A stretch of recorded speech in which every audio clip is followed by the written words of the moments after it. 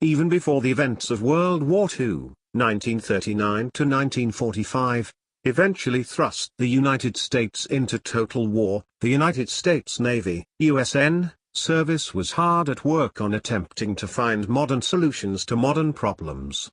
One topic at the center of the conversation became a new single-seat carrier-borne fighter, under specification SD-112-18, capable of speeds nearing 400 miles per hour while reaching an altitude of 35,000 feet and out to a range of at least 1,000 miles from the ship.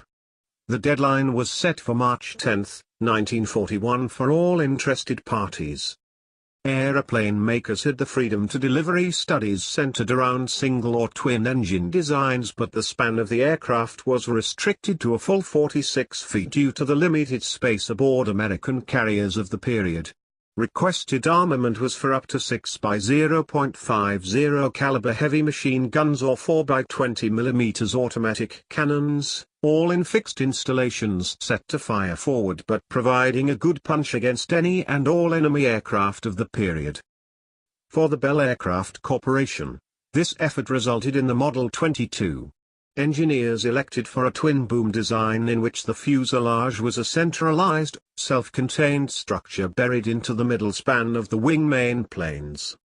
The booms emanated from the trailing edges of these wing members and terminated at the rear where twin vertical rudders were seated, the tail planes joined at their bases by a shared horizontal plane. The cockpit would be positioned well forward in the aircraft with heavy glazing but offering exceptional views nonetheless. The engine was to be installed aft of the cockpit and drive power to a pair of three-bladed propeller units running in contra-rotating fashion, pusher arrangement, eliminating naturally occurring torque effects of the engine and providing inherent stability.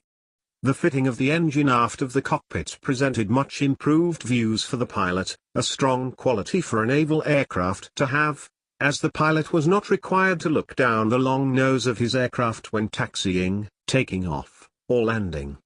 The aircraft was to have a modern tricycle landing gear arrangement in which each leg, two mains and a nose leg, were single-wheeled and retractable into the frame.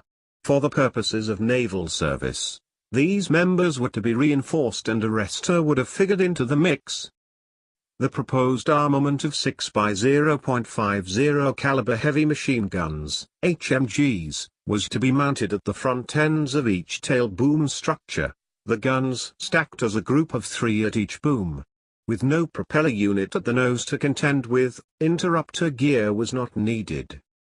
All told, the aircraft bore a striking resemblance to another Bell aircraft proposal, the Model 20, which was also to showcase a centralized single-seat fuselage, single-engine pusher propeller configuration, and twin-boom tail design. The Model 20 evolved into the XP-59 but, when the design was shelved altogether, the XP-59 designation was reused to cover America's first jet fighter design, this becoming the P-59 Aerocommit. The Bell Model 22 was not selected for further development and joined many other proposals in falling by the wayside.